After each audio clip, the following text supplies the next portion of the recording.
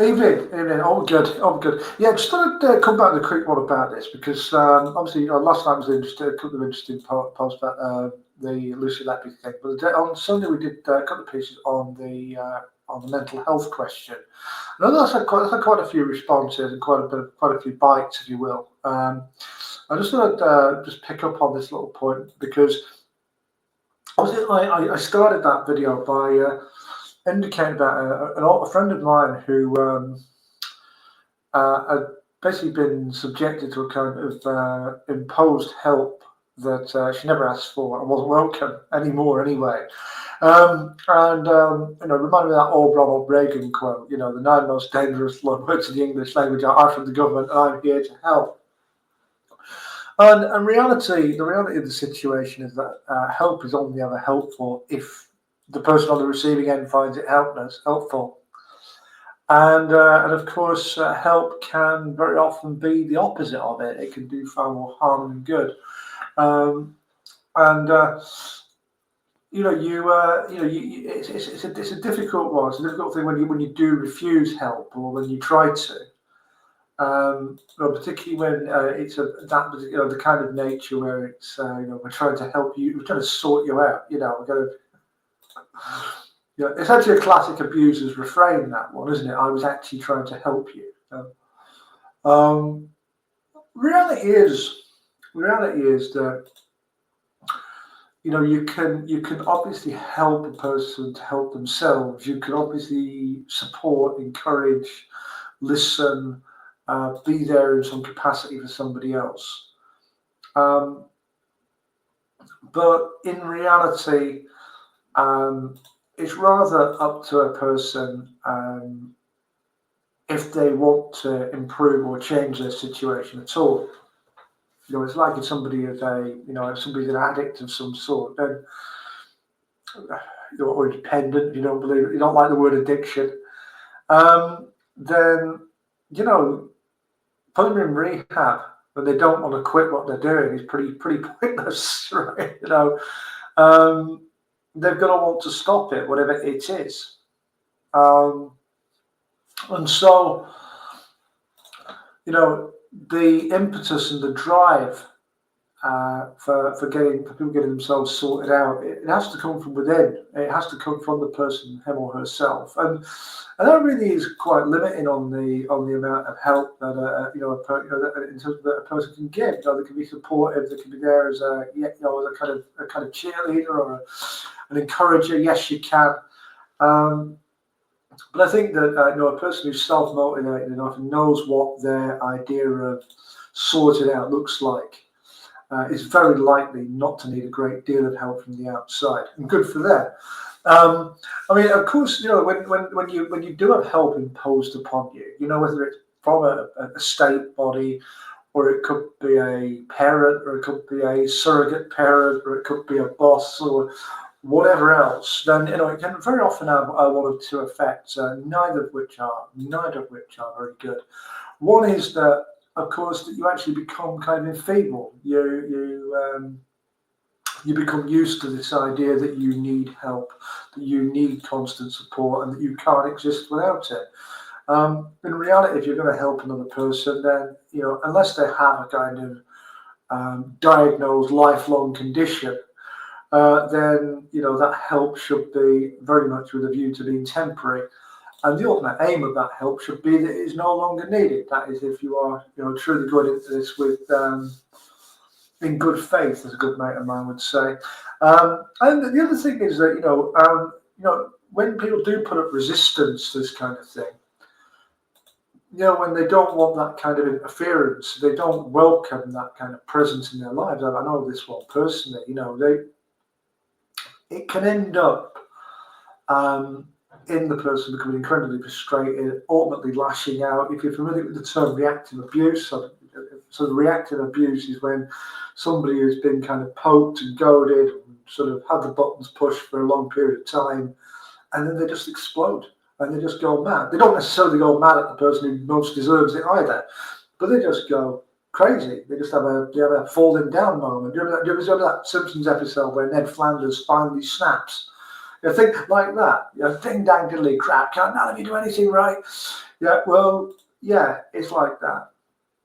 You know, it doesn't.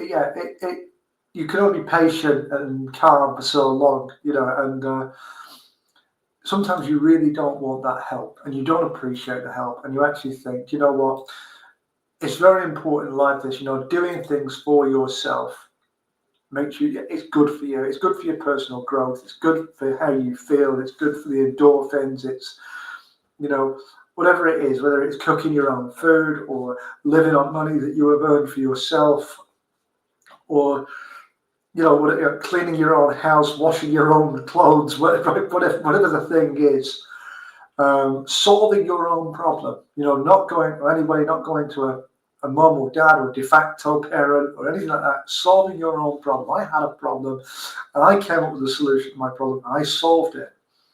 Absolutely. Yeah, just don't look under the patio, right? But you know, these things, these things of taking ownership of things, they're part of the journey that we're all on, they're part of that thing.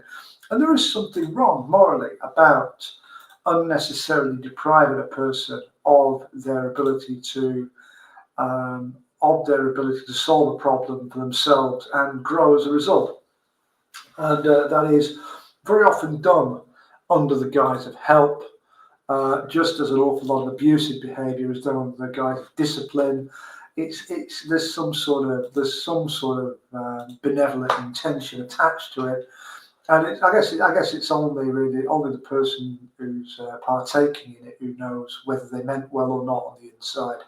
So this does happen quite a lot, in terms of in the home. I mean, I was watching a documentary not long ago. Do you remember Brian Blackwell? He was that guy who ended up killing his parents, which was an awful thing. He also had a bit of a Walter Mitty thing going on. He was telling people he was a tennis player, and he was jumping on aeroplanes and going to America, and and he was saying he was playing in international tournaments or whatever. Well, how come you're not in the main draw at Wimbledon? Yeah, but basically they give wild card. Anyone who was born in Britain and owns a tennis racket gets a wild card at Wimbledon. Even I got in the final qualifying round one year, right? But but this Brian Blackwell, funnily enough, I was watching that and it was like, yeah, it was awful what he did, but it turned out that he was, talk about being kind of like over-parented. He was still being bathed by his mum at 17, 7 years old. That doesn't excuse what he did, but I tell you what, it goes a long way towards explaining it. That will screw a kid up. Yeah, that is smothering somebody, isn't it? And that happens a lot. It happens a lot where parents don't want their kids to grow up. They don't want them to become independent. I'm not telling anybody how to feel about their parents or anything like that, but it does happen quite a bit where they stifle any sense of individuation, independence, becoming an adult, becoming their own person.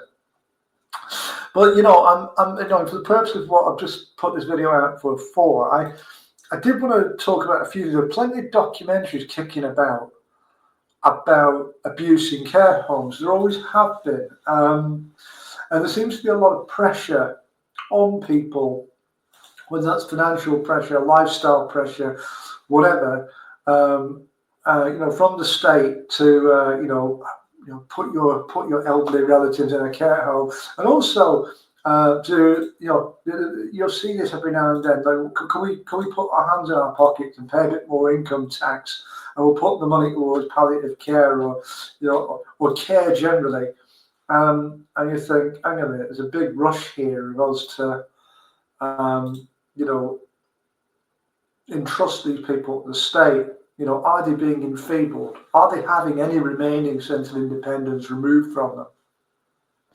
And obviously the biggest one is the one of the world of mental health. And so I'd be interested. I mean, one mate of mine I was talking to about this the other day said, he knows someone who'd been in the same boat, exactly the same boat, once needed that kind of support, once needed that kind of help, now doesn't need it. And didn't need it for quite a while, and kept getting letters and kept getting, told that she did need it, and didn't, and eventually managed to get out of the system, was able to get out of the system, which is the most important thing. And I mean, once you get in that help that you don't want, and you certainly don't need, then you're on the one-way ratchet towards enfeeblement, and you don't want to be there at all. So no, fortunately, this person, like my friend, was able, or has had a bit more difficulty, has been able to, make that choice. No, I want to do some things for myself, and I want it to be my journey. I don't want someone else living precariously through me. Well, good for her, I say. So, of course, there are people who do genuinely need that help, but people should also be equipped to decide that they don't want them. So yeah, it's just really, if you've been on that journey yourself, particularly in like the state sector like that, like the mental health services, or or in care of some sort, and you want to share your story, there's a comment section here. I'm on Facebook. I'm DazPierce378 on Facebook, and I'm always interested in finding out new stuff. Obviously, what we discuss, if you want to discuss with me, we'll be treated in absolute confidence. So, I do know that there are plenty of victims out there of this, and it's a kind of hidden thing because it's done under the guise of helping people, but it's not helpful at all. So if that does apply to you, then feel free to contact me through whatever means you wish, and we'll go from there. All right, that would be for the evening. I'll see you later in the week. Cheers.